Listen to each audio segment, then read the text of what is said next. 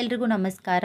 ಇವತ್ತು ನಾನು ಹುರ್ಗಡ್ಲೆನ ಉಪಯೋಗಿಸಿ ಒಂದು ರುಚಿಕರವಾದಂಥ ಸ್ವೀಟ್ನ ಮಾಡಿ ತೋರಿಸ್ತಾ ಇದ್ದೀನಿ. ತುಂಬ ಚೆನ್ನಾಗಿರುತ್ತೆ. ಬನ್ನಿ ಮಾಡೋದು ಹೇಗೆ ಅಂತ ನೋಡ್ಕೊಂಬರೋಣ. ನಾನು ಅರ್ಧ ಕೆಜಿ ಆಗುವಷ್ಟು ಹುರ್ಗಡ್ಲೆ ತೊಗೊಂಡಿದ್ದೀನಿ. ನಿಮಗೆ ಎಷ್ಟು ಬೇಕೋ ಅಷ್ಟು ಉಪಯೋಗಿಸ್ಕೋಬೋದು. ಈಗ ಇವುಗಳನ್ನು ಗ್ರೈಂಡ್ ಮಾಡ್ಕೋಬೇಕು. ಹಾಗಾಗಿ ಮಿಕ್ಸಿ ಜಾರ್ನಲ್ಲಿ ಹಾಕೊತಾ ಇದ್ದೀನಿ. ನೀಟಾಗಿ ಕ್ಲೀನ್ ಮಾಡಿ ಉಪಯೋಗಿಸ್ಕೊಡ್ರಿ. ಈಗ ಇವುಗಳನ್ನು ಸ್ಮೂತಾಗಿ ಗ್ರೈಂಡ್ ಮಾಡ್ಕೊಂಬರೋಣ. ಜಾಸ್ತಿ ಅನಿಸಿದ್ರೆ ಸ್ವಲ್ಪ ಗ್ರೈಂಡ್ ಮಾಡ್ಕೋಬೋದು. ನೋಡಿರಿ, ಈ ರೀತಿ ಗ್ರೈಂಡ್ ಮಾಡ್ಕೊಂಡಿದ್ದೀನಿ. ಸ್ಮೂತ್ ಇದ್ದರೆ ನಡೆಯುತ್ತೆ. ಸ್ವಲ್ಪ ತರಿತರಿ ಇದ್ದರೂ ಒಂದ್ಸಲ ಸೋಸ್ಕೊಂಡ್ಬಿಡೋಣ. ಈ ರೀತಿ ಬುಟ್ಟಿ ಒಳಗಡೆ ಸ್ಟ್ರೈನರ್ ಅಥವಾ ಚಾನೆಯಲ್ಲಿ ಗ್ರೈಂಡ್ ಮಾಡುವಂಥ ಪೌಡ್ರನ್ನ ಹಾಕಿ ಒಂದ್ಸಲ ಸೋಸ್ಕೊಂಡ್ಬಿಟ್ರೆ ಸ್ಮೂತ್ ಆದಂಥ ನಮಗೆ ಹುರ್ಗಡ್ಲೆ ಪೌಡ್ರ್ ರೆಡಿ ಆಗುತ್ತೆ. ನೋಡಿರಿ, ಸ್ಮೂತ್ ಆದಂಥ ಪೌಡ್ರ್ ರೆಡಿಯಾಗಿದೆ. ಈಗ ಇದನ್ನು ಸೈಡಲ್ಲಿಟ್ಟು ಪಾಕ ಮಾಡೋದು ಹೇಗೆ ಅಂತ ನೋಡ್ಕೊಳ್ಳೋಣ. ಈ ಕಡೆ ನಾನು ಒಲೆ ಮೇಲೆ ಒಂದು ಪಾತ್ರೆ ಇಟ್ಕೊಂಡಿದ್ದೀನಿ. ಅದರಲ್ಲಿ ಅರ್ಧ ಕೆಜಿ ಆಗುವಷ್ಟು ಹುರ್ಗಡ್ಲೆಗೆ 1 ಕೆಜಿ ಆಗುವಷ್ಟು ಸಕ್ಕರೆ ತೊಗೊಂಡಿದ್ದೀನಿ. ನೆನಪಿರಲಿ, ಹುರ್ಗಡ್ಲೆ ಎಷ್ಟಿರುತ್ತೆ ನೋಡಿರಿ, ಅದಕ್ಕೆ ಡಬಲ್ ಆಗಿನೂ ಸಕ್ಕರೆನ ಉಪಯೋಗಿಸ್ಕೋಬೇಕು. ಈಗ ಸಕ್ಕರೆ ಮುಳುಗುವಷ್ಟೇ ನೀರು ಹಾಕೊಳ್ಳೋಣ. ಅಷ್ಟು ಹಾಕೋಬೇಕಂತೇನಿಲ್ಲ. ಸಕ್ಕರೆ ಎಷ್ಟಿರುತ್ತೆ ಅದ್ರ ತಕ್ಕಂತೆ ಮುಳುಗುವಷ್ಟೇ ನೀರು ಹಾಕಿ ನೀವು ಈ ರೀತಿ ಮಿಕ್ಸ್ ಮಾಡ್ತಾ ಹೋಗಬೇಕು. ಮೊದಲು ಸಕ್ಕರೆ ಕರಗಬೇಕು. ಅಲ್ಲಿವರೆಗೂ ಕೈ ಬಿಡದೇನೆ ಇದೇ ರೀತಿ ಮಿಕ್ಸ್ ಮಾಡ್ತಾ ಸಕ್ಕರೆನ ಕರಗಿಸ್ಕೊಳ್ಳೋಣ. ನೀವೇನಾದರೂ 1 ಕೆಜಿ ಹುರ್ಗಡ್ಲೆ ತೊಗೊಂಡ್ರೆ ಅದಕ್ಕೆ ಸಮನಾಗಿ 2 ಕೆಜಿ ಆಗುವಷ್ಟು ಸಕ್ಕರೆ ಹಾಕೋಬೇಕಾಗತ್ತೆ.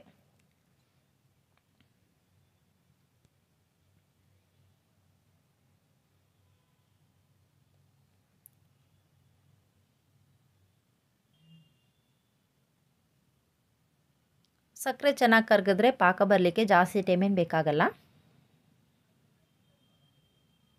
ನೋಡಿ, ಸಕ್ಕರೆ ಎಲ್ಲ ಚೆನ್ನಾಗಿ ಕರಗಿದೆ. ಈಗ ಒಂದೆಳೆ ಪಾಕ ಬರೋವರೆಗೂ ಕುದಿಸ್ಕೊಳ್ಳೋಣ. ಇದು ಕುದೀತಾ ಇರಲಿ. ಅಷ್ಟರಲ್ಲಿ ಕಡೆ ತಟ್ಟೆಗೆ ಎಣ್ಣೆ ಸವರ್ಕೊಳ್ಳೋಣ. ಈ ಕಡೆ ಒಂದು ಅಗಲವಾದಂಥ ತಟ್ಟೆ ತೊಗೊಂಡು ಅದಕ್ಕೆ ನಾನು 2 ಸ್ಪೂನಷ್ಟು ತುಪ್ಪ ಹಾಕೊತಾ ಇದ್ದೀನಿ. ನೀವು ತುಪ್ಪದ ಬದಲಿಗೆ ಎಣ್ಣೆ ಕೂಡ ಉಪಯೋಗಿಸ್ಕೋಬೋದು. ಈಗ ಎಲ್ಲ ಕಡೆಗೂ ನೀಟಾಗಿ ಸವರ್ಕೊಳ್ಳೋಣ. ಪಾಕ ಬರೋಕ್ಕಿಂತ ಮುಂಚೆನೇ ಈ ರೀತಿ ತಟ್ಟೆಗೆ ಎಣ್ಣೆ ಅಥವಾ ತುಪ್ಪನ ಹಚ್ಚಿಟ್ಕೋಬೇಕು. ಪಾಕ ಬಂದಮೇಲೆ ಹಚ್ಚಕ್ಕೆ ಹೋದರೆ ಬೇಗನೆ ಗಟ್ಟಿ ಆಗಿಬಿಡುತ್ತೆ. ಹಾಗಾಗಿ ಪಾಕ ಬರೋಕ್ಕಿಂತ ಮುಂಚೆನೇ ಈ ರೀತಿ ಎಣ್ಣೆ ಅಥವಾ ತುಪ್ಪನ ಹಚ್ಚಿ ರೆಡಿ ಮಾಡಿ ಇಟ್ಕೊಂಡ್ಬಿಡ್ರಿ. ಈ ರೀತಿ ತುಪ್ಪ ಸವರ್ಕೊಂಡ್ರೆ ಕೆಳಗಡೆ ಎಲ್ಲೂ ಅಂಟಲ್ಲ. ನೀಟಾಗಿ ಪೀಸಸ್ನ ನಾವು ಬಿಡಿಸ್ಕೋಬೋದು. ನೋಡಿ, ಚೆನ್ನಾಗಿ ತುಪ್ಪ ಸವರಾಗಿದೆ. ಈಗ ಇದನ್ನು ಸೈಡಲ್ಲಿ ಇಟ್ಕೊಳ್ಳೋಣ. ಈಗ ಪಾಕ ಬಂದಿದೆಯಲ್ವ ಅಂತ ಚೆಕ್ ಮಾಡ್ಕೊಳ್ಳೋಣ. ಯಾವ ರೀತಿ ಅಂದರೆ, ಒಂದು ತಟ್ಟೆಯಲ್ಲಿ ಸ್ವಲ್ಪ ನೀರು ತೊಗೊಳ್ರಿ. ಈ ನೀರಲ್ಲಿ ಕುದೀತಾ ಇರುವಂಥ ಪಾಕನ ಸ್ವಲ್ಪ ಹಾಕಿದಾಗ ನಮಗೆ ನೀರು ಕೆಳಗಡೆ ಈ ರೀತಿ ಪಾಕ ಒಂದೇ ಕಡೆ ಕೂರಬೇಕು. ಈ ರೀತಿ ಎಲ್ಲ ಕಡೆಗೂ ತೇಲ್ತಾ ಇದ್ದರೆ ಇನ್ನೂ ಪಾಕ ಬಂದಿಲ್ಲ ಅಂತ ಅರ್ಥ. ಸ್ವಲ್ಪ ತೇಲ್ತಾ ಇದೆ, ಹಾಗಾಗಿ ಇನ್ನೂ ಒಂದು 2 ಸೆಕೆಂಡ್ ಅಥವಾ 3 ಸೆಕೆಂಡ್ ಕುದಿಸ್ಕೊಳ್ಳೋಣ. ನೋಡಿರಿ, ಈ ರೀತಿ ಇನ್ನೂ ಒಂದು ಸ್ವಲ್ಪ ಕುದ್ದಾದಮೇಲೆ ಮತ್ತೊಮ್ಮೆ ಚೆಕ್ ಮಾಡಿ ತೋರಿಸ್ತಾ ಇದ್ದೀನಿ ನಿಮಗಿಲ್ಲಿ.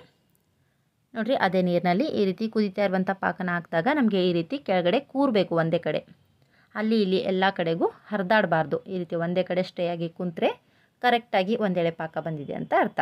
ಈ ರೀತಿ ಒಂದೆಳೆ ಪಾಕ ಬಂದಮೇಲೆ ಇಮಿಡಿಯೇಟಾಗಿ ಏಲಕ್ಕಿ ಪುಡಿನ ಹಾಕಿ ಗ್ಯಾಸ್ ಫ್ಲೇಮನ್ನು ಆಫ್ ಮಾಡ್ಕೊಂಬಿಡ್ರಿ. ನೆನಪಿರಲಿ, ಗ್ಯಾಸ್ ಫ್ಲೇಮನ್ನು ಆಫ್ ಮಾಡಿದ್ಮೇಲೆ ನೀವು ಹುರ್ಗಡ್ಲೆ ಪೌಡ್ರನ್ನ ಹಾಕಿ ಮಿಕ್ಸ್ ಮಾಡ್ಕೋಬೇಕು. ನೋಡಿ, ಗ್ಯಾಸ್ ಫ್ಲೇಮನ್ನು ಆಫ್ ಮಾಡ್ಕೊಂಡಿದ್ದೀನಿ. ಈಗ ಇದರಲ್ಲಿ ರೆಡಿ ಮಾಡಿರುವಂಥ ಹುರ್ಗಡ್ಲೆ ಪೌಡ್ರನ್ನು ಇಮಿಡಿಯೇಟಾಗಿ ಈ ರೀತಿ ಸ್ವಲ್ಪ ಹಾಕಿ ಮಿಕ್ಸ್ ಮಾಡ್ತಾ ಹೋಗೋಣ. ಮನೆಯಲ್ಲಿ ಇನ್ನೊಬ್ರು ಎಕ್ಸ್ಟ್ರಾ ಇದ್ದರೆ ಈ ರೀತಿ ಪೌಡ್ರ್ ಹಾಕಲಿಕ್ಕೆ ಇನ್ನೊಬ್ಬರು ಸಹಾಯ ತೊಗೋಬೋದು. ಯಾರೂ ಇರಲಿಲ್ಲ ಅಂದರೆ ಒಂದು ಕೈಯಿಂದ ಹುರ್ಗಡ್ಲೆ ಪೌಡ್ರ್ ಹಾಕ್ಕೊಳ್ರಿ, ಇನ್ನೊಂದು ಕೈಯಿಂದ ಕೈ ಬಿಡದೇ ಮಿಕ್ಸ್ ಮಾಡ್ತಾಯಿರ್ರಿ. ಆಗ ಗಂಟಾಗೋದಿಲ್ಲ. ನೋಡಿರಿ, ಈ ರೀತಿ ಹುರ್ಗಡ್ಲೆ ಪೌಡ್ರ್ ಹಾಕಿದ್ಮೇಲೆ ಕೈ ಬಿಡಬಾರ್ದು. ಫಟಾಫಟ್ ಅಂತ ಈ ರೀತಿ ಮಿಕ್ಸ್ ಮಾಡ್ತಾ ಇರಬೇಕು. ಆಗ ನಮಗೆ ಯಾವುದೇ ಕಾರಣಕ್ಕೂ ಗಂಟಾಗಲ್ಲ. ಪಾಕಕ್ಕೆ ಹಿಟ್ಟು ಎಷ್ಟು ಬೇಕಾಗುತ್ತೆ ನೋಡಿರಿ, ಅಷ್ಟು ಮಾತ್ರ ಹಾಕ್ಕೊಳ್ರಿ. ಜಾಸ್ತಿ ನಾವು ಗ್ರೈಂಡ್ ಮಾಡಿದ್ದೇವೆ ಅಂತೇಳಿ ಜಾಸ್ತಿ ಹಾಕ್ಕೊಂಡ್ರೆ ಕರ್ದೆಂಟು ಗಟ್ಟಿ ಥರ ಬರುತ್ತೆ, ಸಾಫ್ಟಾಗಿ ಬರಲ್ಲ. ಹಾಗಾಗಿ ಪಾಕಕ್ಕೆ ಎಷ್ಟು ಬೇಕೋ ಅಷ್ಟಷ್ಟು ಮಾತ್ರ ಹಿಟ್ಟನ್ನು ಹಾಕಿ ಕಲಿಸ್ಕೋಬೇಕು. ನೋಡಿರಿ, ಹಿಟ್ಟು ಹಾಕ್ತಾ ಹೋದಂತೆ ಈ ರೀತಿ ಗಟ್ಟಿ ಥರ ಬರುತ್ತೆ. ತುಂಬ ಗಟ್ಟಿ ಆದರೆ ಬಿಟ್ಬಿಡ್ರಿ. ಈ ರೀತಿ ಸ್ವಲ್ಪ ತೆಳ್ಳಗಿದ್ರೆ ಇನ್ನೂ ಸ್ವಲ್ಪ ಹಾಕಿ ಕಲಿಸ್ಕೊಡ್ರಿ. ಈ ರೀತಿ ಮಿಕ್ಸ್ ಮಾಡಿದ್ರೆ ಹಿಟ್ಟು ನಮಗೆ ಕೈಯಲ್ಲಿ ಗಟ್ಟಿ ಅನ್ನಿಸ್ಬಾರ್ದು, ಹಗುರವಾಗಿ ಬರಬೇಕು. ಅಂದಾಗ ನಮಗೆ ಕರ್ದೆಂಟು ಮೇಲ್ಗಡೆಯಿಂದ ಸಾಫ್ಟಾಗಿ ಬರುತ್ತೆ. ಹಿಟ್ಟು ಹಾಕಿದ್ಮೇಲೆ ಯಾವುದೇ ಥರ ಗಂಟಿರದಾಗೆ ಬೇಗನೆ ಕಲಿಸ್ಕೋಬೇಕು. ನೋಡಿರಿ, ಎಲ್ಲವನ್ನು ನೀಟಾಗಿ ಕಲಿಸ್ಕೊಂಡಿದ್ದೀನಿ. ಚೆನ್ನಾಗಿ ರೆಡಿಯಾಗಿದೆ. ಈಗ ಇದನ್ನು ಇಮಿಡಿಯೇಟಾಗಿ ತುಪ್ಪ ಸವರಿರುವಂಥ ತಟ್ಟೆಗೆ ಹಾಕೊಳ್ಳೋಣ. ಪಾಕ ಬಂದಮೇಲೆ ತಡ ಮಾಡಬೇಡ್ರಿ. ಫಟಾಫಟ್ ಅಂತ ಹುರ್ಗಡ್ಲೆ ಪೌಡ್ರ್ ಹಾಕಿ ಗರ ಅಂತ ಕಲಸಿ ಈ ರೀತಿ ತಟ್ಟೆಗೆ ಹಾಕಿ ಸ್ವಲ್ಪ ತಟ್ಟೆನ ತಟ್ಕೊಂಡ್ರೆ ಎಲ್ಲ ಕಡೆಗೂ ತಾನಾಗೆ ಹರಡ್ಕೊಳ್ಳುತ್ತೆ. ನೋಡಿರಿ, ಎಲ್ಲ ಕಡೆಗೂ ನೀಟಾಗಿ ಹರಡಿದ ಮೇಲೆ ಮೇಲ್ಗಡೆಯಿಂದ 1 ಕೊಬ್ಬರಿ ತುರಿನ ಹಾಕೊತಾ ಇದ್ದೀನಿ. ಹಸಿ ಇರುವಾಗಲೇ ಹಾಕೋಬೇಕು. ಈಗ ಇದನ್ನು ಒಂದು ಸ್ವಲ್ಪ ತಣ್ಣಗಾಗ್ಲಿಕ್ಕೆ ಬಿಡೋಣ. ಸ್ವಲ್ಪ ಬಿಸಿ ಇರುವಾಗಲೇ ಈಗ ಇದನ್ನು ಕಟ್ ಮಾಡ್ಕೊಳ್ಳೋಣ. ಪೂರ್ತಿ ತಣ್ಣಗಾಗೋವರೆಗೂ ಬಿಡೋಕೆ ಹೋಗಬೇಡ್ರಿ. ಒಂದು ಸ್ವಲ್ಪ ತಣ್ಣಗಾದ್ಮೇಲೆ ಈ ರೀತಿ ನಿಮ್ಗೆ ಯಾವ ಶೇಪಲ್ಲಿ ಬೇಕೋ ಆ ಶೇಪಲ್ಲಿ ಕಟ್ ಮಾಡಿ ಇಟ್ಕೊಳ್ರಿ. ಪೂರ್ತಿ ತಣ್ಣಗಾದ್ಮೇಲೆ ಕಟ್ ಮಾಡೋಕ್ಕೆ ಹೋದರೆ ಅಷ್ಟು ನೀಟಾಗಿ ಕಟ್ ಆಗಲ್ಲ. ಹಾಗಾಗಿ ಸ್ವಲ್ಪ ಬಿಸಿ ಇರುವಾಗಲೇ, ಅಂದರೆ ಲೈಟ್ ಬಿಸಿ ಇದ್ದಾಗ ಈ ರೀತಿ ಕಟ್ ಮಾಡಿ ಪೂರ್ತಿ ತಣ್ಣಗಾಗ್ಲಿಕ್ಕೆ ಬಿಡ್ಬೋದು ನೀವು. ನೋಡಿ ನಾನು ಸ್ಕ್ವೇರ್ ಶೇಪಲ್ಲಿ ಕಟ್ ಮಾಡ್ಕೊತಾ ಇದ್ದೀನಿ. ನಿಮ್ಗೆ ಯಾವ ಶೇಪಲ್ಲಿ ಬೇಕೋ ಆ ಶೇಪಲ್ಲಿ ಕಟ್ ಮಾಡ್ಕೋಬೋದು. ತುಂಬ ಚೆನ್ನಾಗಿ ಬರುತ್ತೆ, ಕೆಳಗಡೆನೂ ಕೂಡ ಎಲ್ಲೂ ಅಂಟ್ಕೊಳ್ಳೋಲ್ಲ.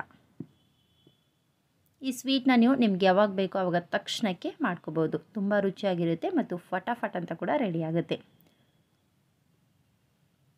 ನೋಡಿ ತಣ್ಣಗಾಗಲಿಕ್ಕೂ ಜಾಸ್ತಿ ಟೈಮೇನು ಬೇಕಾಗೋದಿಲ್ಲ, ಒಂದು 10 ನಿಮಿಷ ಬಿಟ್ಟರೆ ಸಾಕು, ತುಂಬಾ ಚೆನ್ನಾಗಿ ರೆಡಿ ಆಗುತ್ತೆ. ನೋಡಿರಿ ಮೈಸೂರು ಪಾಕ್ ಥರ ತುಂಬ ಸಾಫ್ಟಾಗಿರುತ್ತೆ, ಬಾಯಲ್ಲಿಟ್ಟರೆ ಕರಗುತ್ತೆ ಮತ್ತು ಟೇಸ್ಟು ಕೂಡ ಅಷ್ಟೇ ಚೆನ್ನಾಗಿರುತ್ತೆ. ಉತ್ತರ ಕರ್ನಾಟಕ ಸ್ಪೆಷಲ್ ಸಾಫ್ಟ್ ಆದ ರುಚಿಕರವಾದಂಥ ಕರದಂಟು ರೆಡಿಯಾಗಿವೆ.